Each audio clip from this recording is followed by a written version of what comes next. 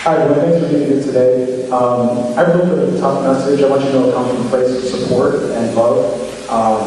And I like the fire that I'm hearing here, but I'm not getting that same fire from the Harvey Liquid March.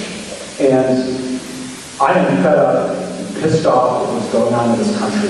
And I know I'm not alone in that. You're not. And I am looking for a party that will channel that righteous anger that I'm seeing here into action. Not in the midterms, but tomorrow, today, and right now. Right now.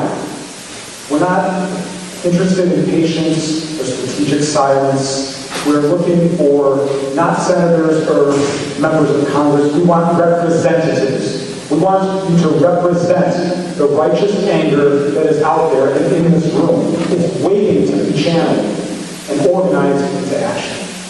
And now is the time to strike hard.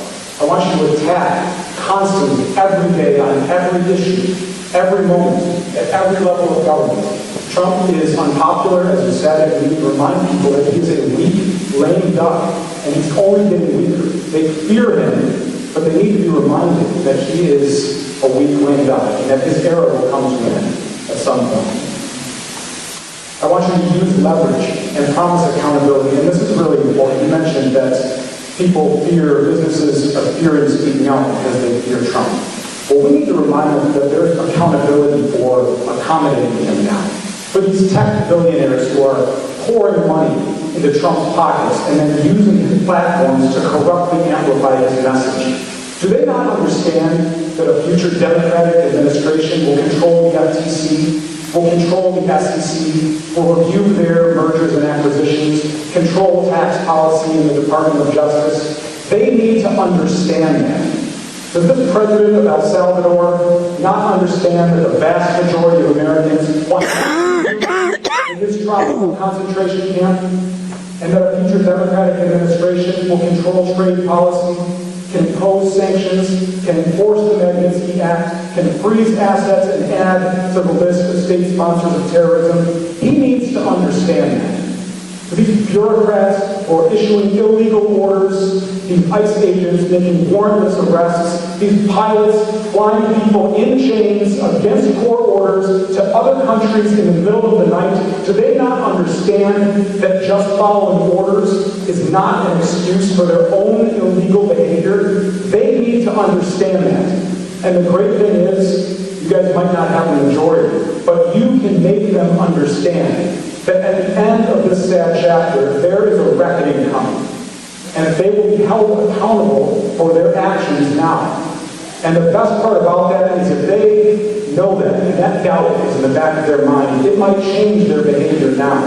And they might choose to do the right thing and remember their duty under the Constitution while there is still time. I urge you to make these consequences clear to the people who have power right now. Please show us that the Democratic Party can be tough and focused and determined and energetic, that you know how to drive a message and that you know how to use leverage. Prove to us that we have the right team on the field, that you all understand the fight that we are in. And please recognize the righteous anger that is out there, that is in this room, and represent it. Please, I urge you. Thank you for your time.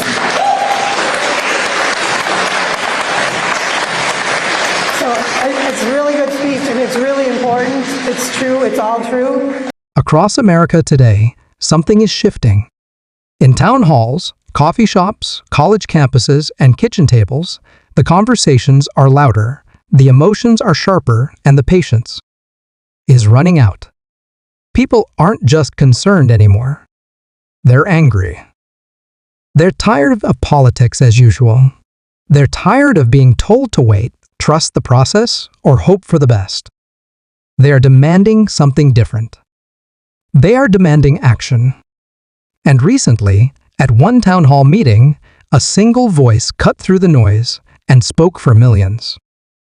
With fire in their voice and undeniable urgency, a citizen stood up and called out to the Democratic leaders in the room. "Channel our anger," they said. "Fight for us. Fight like our future depends on it because it does." Their message was raw, powerful, and crystal clear. This is not a time for patience. This is not a time for caution. This is a time to fight with everything we've got. They demanded the Democrats stop playing defense and start playing offense. Attack corruption at every level. Challenge every abuse of power. Call out those who betray democracy loudly and relentlessly. Use every tool, every microphone, every ounce of leverage right now, not someday. Because while the fight for democracy is long, moments of decision are brief and fleeting. Turmax, the Democratic leader who responded, had a different view. "We hear your anger," they said. "We share it." But, they warned, fighting smart is just as important as fighting hard. Donald Trump and his allies, they explained, thrive on chaos. They want the opposition to lose focus, to burn out, to react blindly. So while the passion of the people is the movement's heartbeat, strategy must be its mind. Behind the scenes, legal battles are being fought. Plans are being made.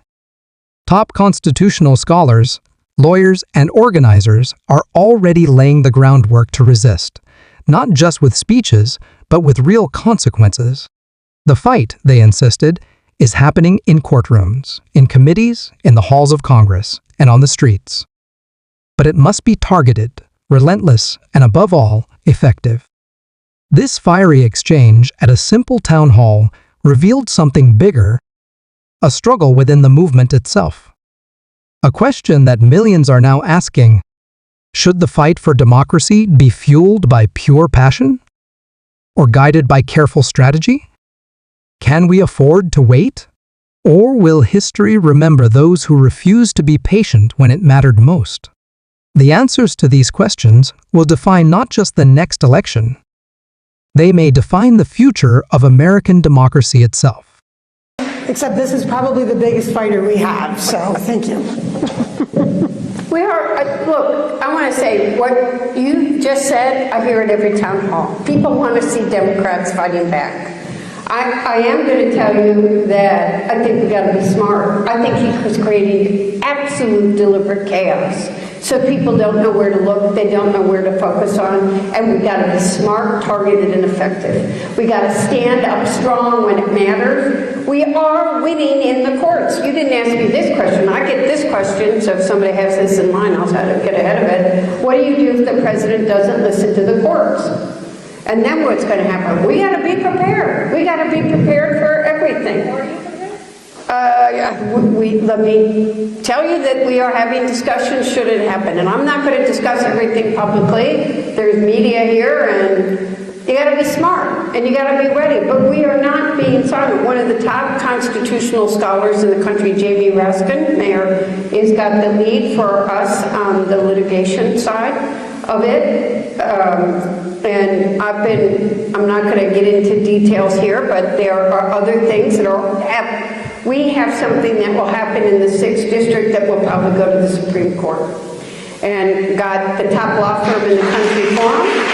And it's, I'm not, if you really read the news, you might figure out what it is. But we are doing that.